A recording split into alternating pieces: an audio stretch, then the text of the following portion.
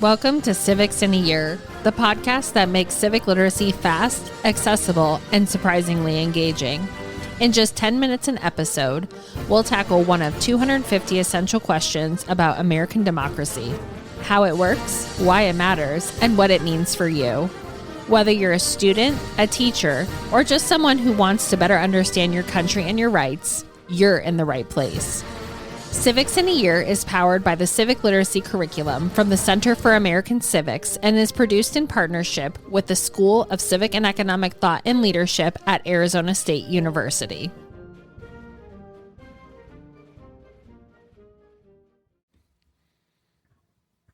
Welcome back to Civics in a Year. Today we're talking about what always feels like a timely topic, the War Powers Act.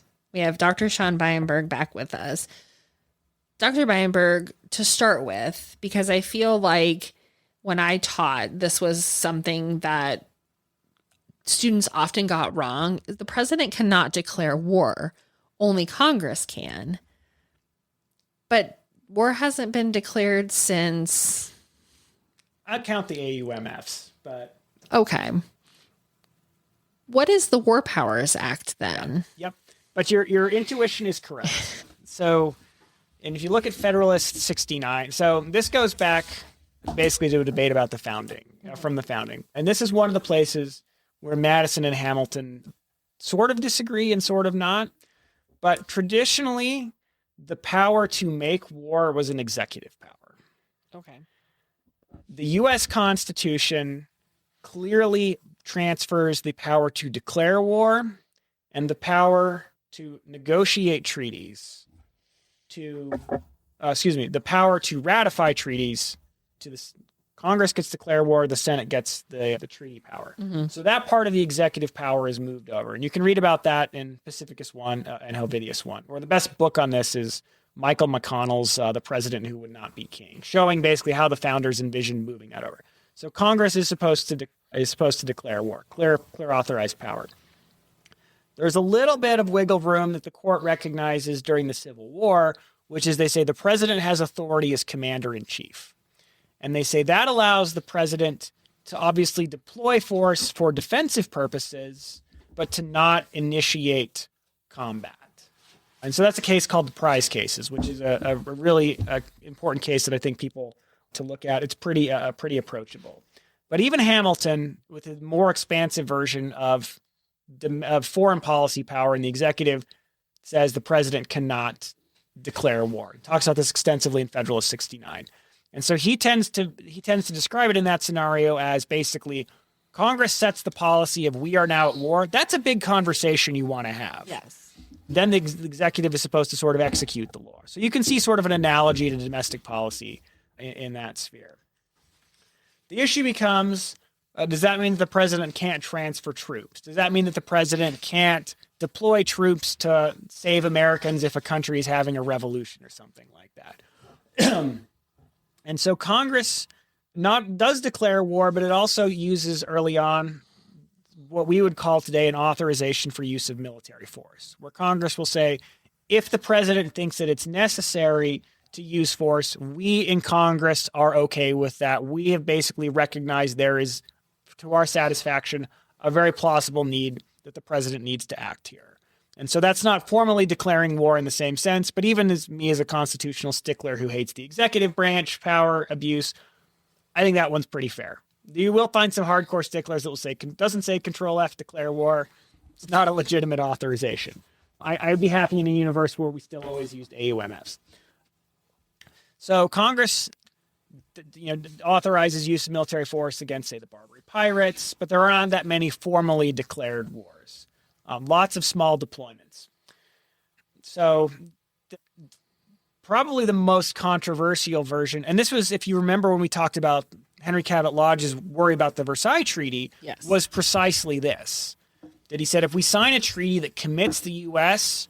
to basically come to other countries' defenses, he wanted to just make sure that it had a section in there saying Congress must be the one ultimately declaring war to enforce this treaty. Mm-hmm. And that was Lodge's objection, was that this section was so important to make sure that Congress bought in to a deployment for a war. Okay. The Korean War sort of hollows this out. Because in the Korean War, Harry Truman says, we need to have a UN police action. A UN police action to stop communist aggression, and does not secure congressional authorization. And unlike some of the other times when, say, they've deployed forces help Americans during like a revolution in a third world, in like somewhere in Latin America, for example, this is an actual sustained war, right? So even if you want to say like this is really just sort of a police action or a defensive thing for like Korea is an actual war. Yes. But the courts nobody does anything about it really. And then so that sort of gets us to where we are before we get to Vietnam, which is what sort of spurs all this up. But I see you pointing at your book there. So I want to. So can I ask then, because in Article 2, Article 2, Section 2, it says the president shall be a commander-in-chief of the Army and Navy of the United States.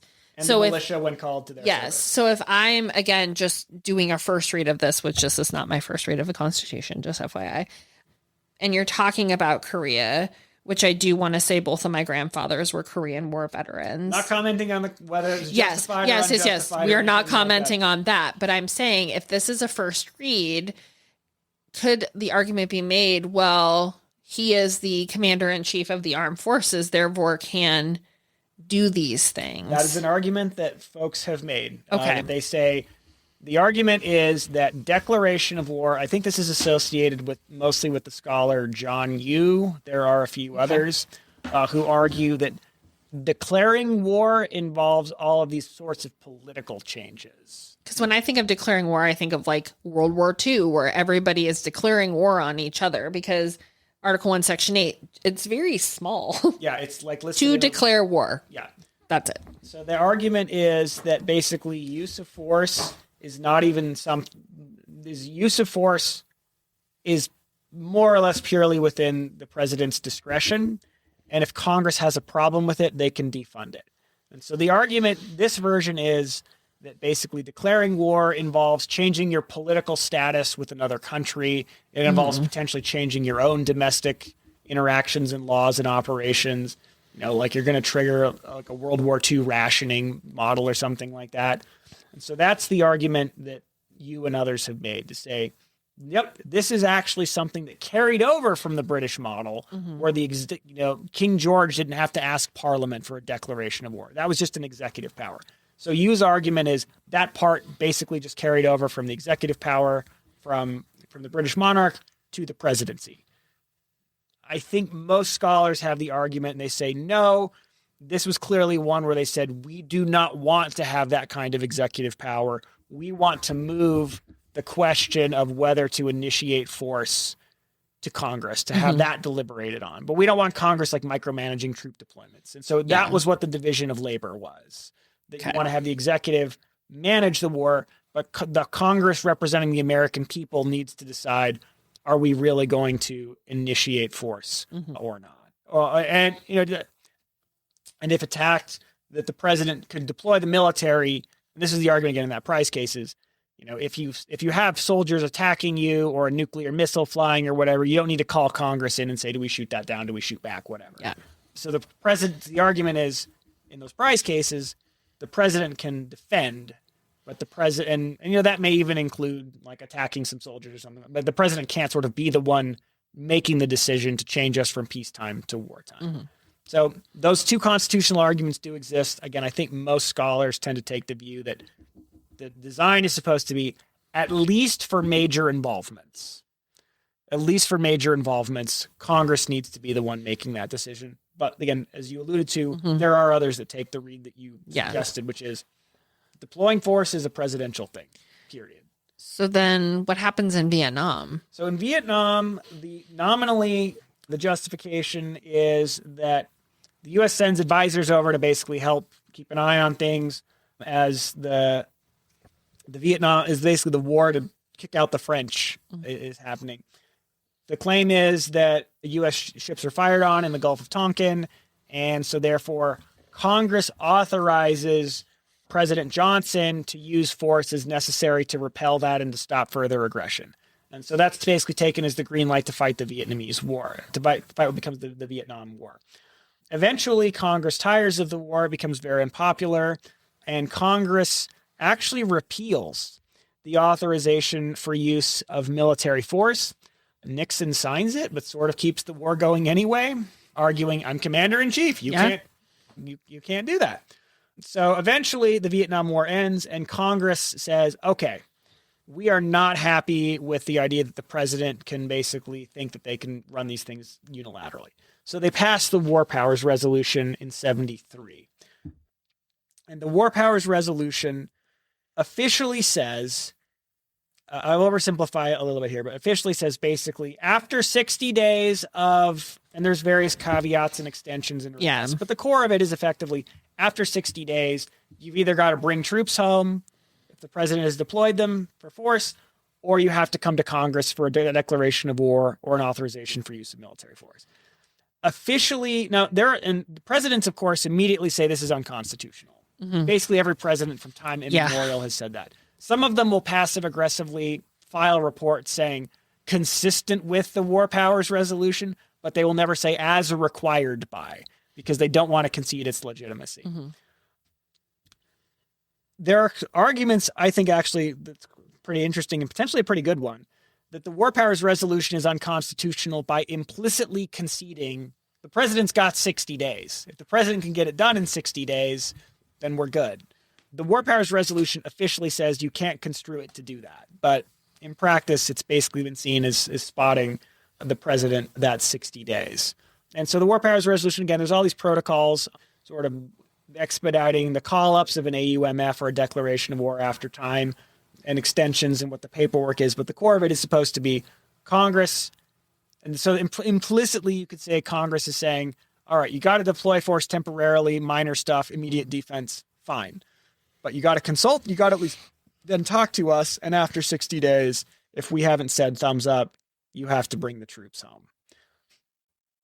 Now, that ends up being hollowed out, to my mind, most clearly by, and so, you know, the first Gulf War, it's always, I always call it now Gulf War I, Gulf War II. I guess now it's enough time has passed. I don't think of it that way, but they get an AUMF for that.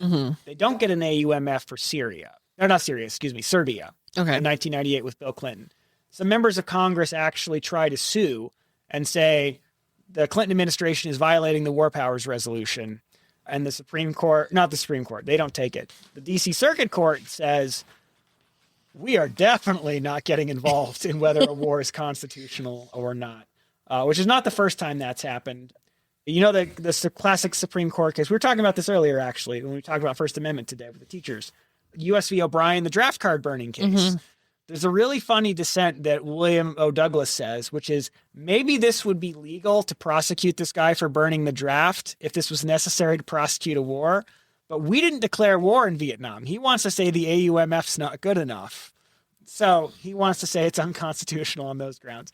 But otherwise, courts generally have the attitude of, like, we're not, like, what would that even look like? John Roberts saying, bring the troops home. Like, you just can't imagine what that universe would look like. So it's non-justiciable. So it has to be basically the political branches fighting. So the Supreme Court, I keep saying Supreme. The Circuit Court in the 90s says we're not adjudicating that. In 2011, Barack Obama's Office of Legal Counsel releases a Libya memo. Have you ever read that memo? Libya memo? It basically says, I'll be very glib here because this really annoys me. So sorry, I'm taking off my objective professor hat here. It effectively says it's not a real war if it's easy and they can't shoot back in a meaningful way. Okay. It's not quite that glib, but it effectively says it's not a war. You don't need to go to Congress and consider it a war if it is a minimal risk of casualties. There's a minimal risk of counter defensive operations, whatever, by the enemy. But the short, glib version really is, unless they're going to meaningfully shoot back, you don't have to go to Congress.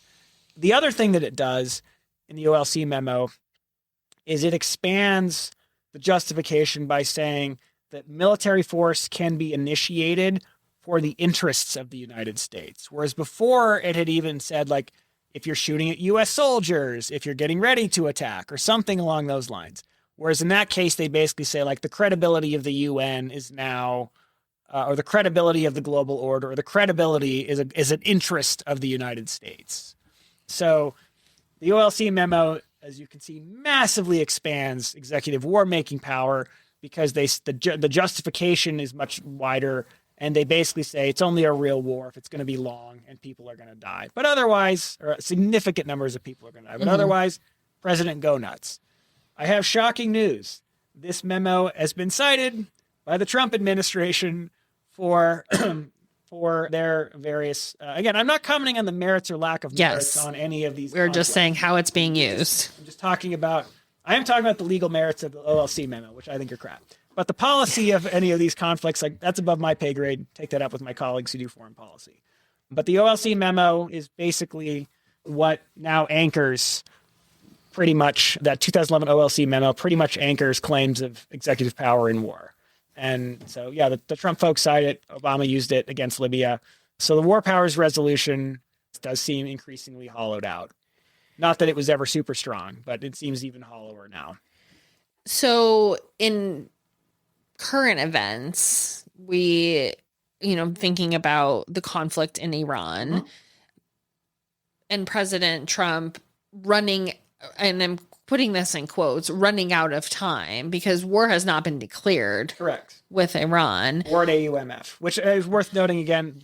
George W. Bush did those for Iraq. So it's not like we've never, after the War Powers Resolution, nobody paid attention. Yeah. They did an AUMF in the second Gulf War. They did an AUMF against Afghanistan. Very open-ended, which has been another way that basically, because it says, anybody involved with terrorism, like the language in that AUMF against Al-Qaeda is really frighteningly open-ended. And some folks have said, maybe we should clamp that down a little bit and or repeal it and or say who we're actually fighting with that. But by the strict letter of the law, the AUMF, that's expansive. But, yeah, sorry, I cut you off there. No, you're good. So after 60 days, if the president, whether it's President Trump or whomever else, because this is not a podcast, political commentary podcast, this is a civic knowledge podcast. We're partisans for the Constitution. Yes, we are partisans for the Constitution.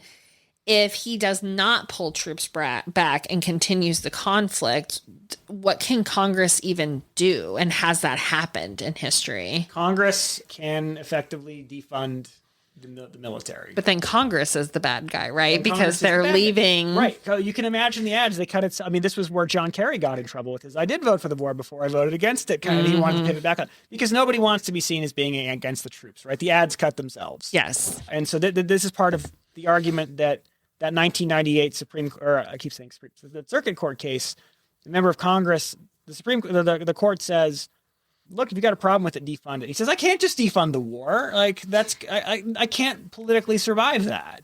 They're going to destroy us for that. But that is the argument, that if Congress really has a problem with it, they can defund it. And for various reasons, they're not that keen on defunding it. Yeah. So the War Powers Resolution, again, it's not judicially enforceable. Yeah. Right. It's not like John Roberts is going to call up Pete Hegseth and say, got to bring the troops home. It's unconstitutional because you didn't do the AUMF. So presidents, again, have continued to say it's unconstitutional. And presidents, regardless of political party. Every president has said the War Powers Resolution is unconstitutional. Some of them have still gotten AUMFs, like I alluded to. Both Presidents Bush got AUMFs. But even then, they sort of, through gritted teeth, didn't concede the legitimacy of the War Powers Resolution. But Obama and Trump have been more comfortable bucking it even more so with that OLC memo. And again, not commenting on the merits of any of the particular conflicts. But so the War Powers Resolution does seem like it's, to the extent it ever had any teeth, is effectively a dead letter. Well, now I want to go, because I'm looking at the top part of this authorization to use military force in Libya, and just the first couple lines. The president has the constitutional authority to direct the use of military force in Libya because he could reason, like it basically is like, I can do this. I don't need Congress. And so now I want to go back through presidents and see, like, at the top of these AUMFs, like how they wrote this. Because it's not a partisan issue. It just seems to be a president's hate this. You don't mean the AUMFs. You mean their deployments. You mean their, like when you said the AUMF, because OLC is not Libya is not an AUMF. It's it's a claim of authority, but it's not an authorization. Oh. It's not an authorization from Congress. It's them claiming authority, saying why we can do this, not that Congress has authorized us to do this. So the Libya memo is them saying we don't need to go get authorized by Congress because we already have it. That's the difference between the AUMFs, where the Presidents Bush both said we want to go, we need to fight the Iraqi government for X, Y, and Z reasons, and Congress said go for it. That's not what happened with OLC. That's not what's happened with Iran, right? There are a few members of Congress who have said, I'm uncomfortable with the president having initiated this, but I support the Iran war on the merits. Yeah. Let's do an AUMF to do this right.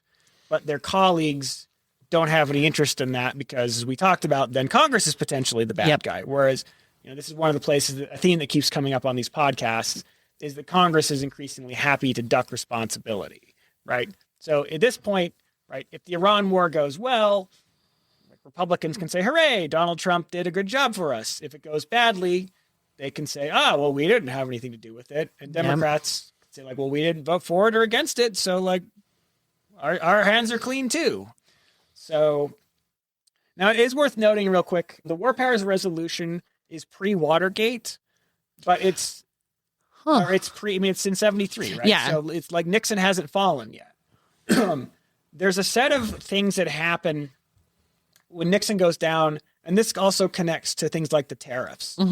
Congress passes another kind of inspired by the War Powers Resolution, various other statutes and rules saying that, for example, emergency powers can be constrained. They'll be granted, but then we can yank them back. So again, they're trying to not be quite so strict as, say, James Madison would have. Congress has to pass it, then the president can execute it. They're saying the president can have more delegation, but we want to have the authority to pull it back. So the tariffs that were recently struck down were authorized by a statute called the IEEPA, what were claimed to have been authorized by a statute called the IEEPA. But a lot of those statutes had what were called legislative vetoes in it, and the court struck those down defensively so, saying, look, the Constitution has a real clear protocol for how you pass laws.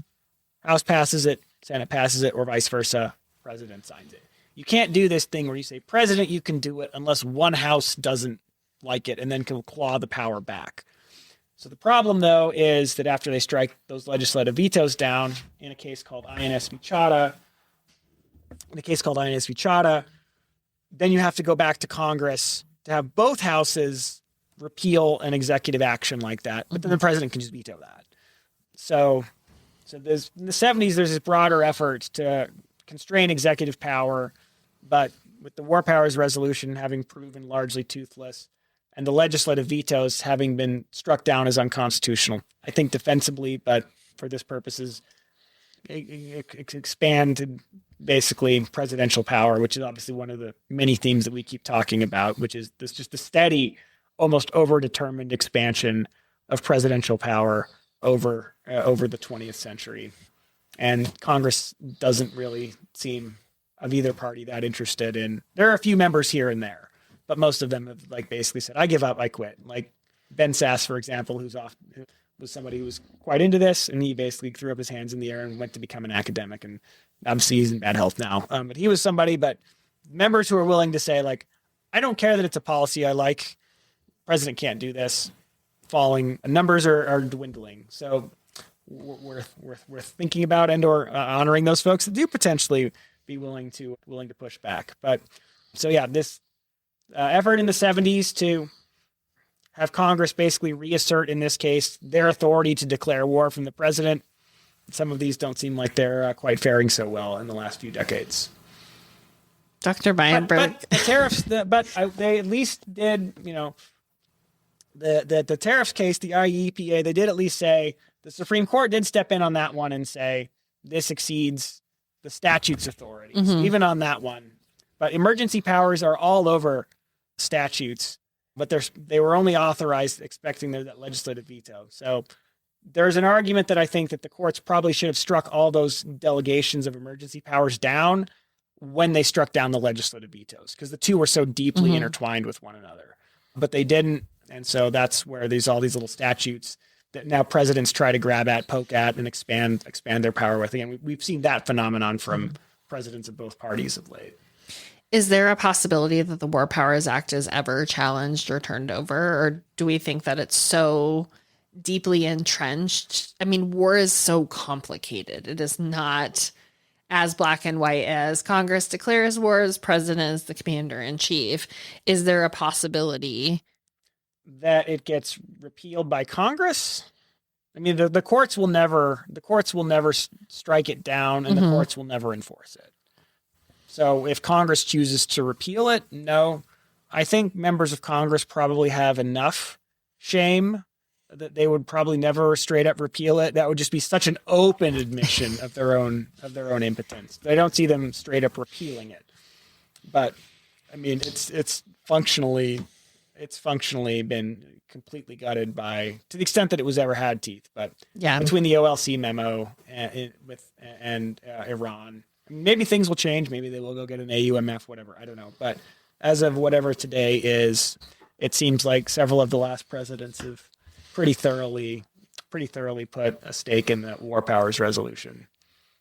And I would say broadly, Congress's Article 1, Section 8 authorization to declare war. Which again is so small. Like it's just a tiny little piece of Article 1, Section 8.